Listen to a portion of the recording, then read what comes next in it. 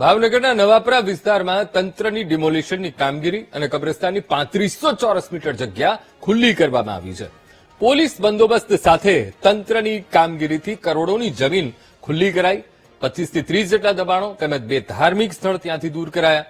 2003માં આ સરકારી જમીન પર દબાણો હટાવાયા હતા, તો ફરી ગેરેજ, ભંગારની દુકાનો અને ધાર્મિક સ્થળો બનાવાતા દબાણો અત્યારે દૂર કરાયા છે.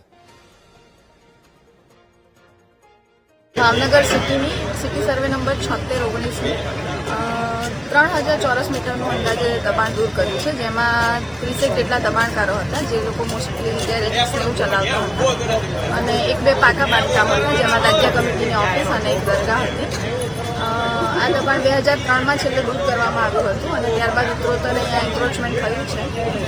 હવે ફેન્સિંગ કરી દઈશું અમે. પોલીસનો ચુસ્ત બંદોબસ્ત સાથે છે. ગંગાજળિયા પોલીસ સ્ટેશનના નવા વિસ્તારમાં ડિમોલિશનની કામગીરી હાલમાં ચાલુ છે, જેમાં ઘણા વર્ષોથી 25 થી 30 જેટલી જે દુકાનો તથા એક ઓફિસ અને એક ધાર્મિક દબાણ અહીંયા પ્રિવેલિંગ હતું.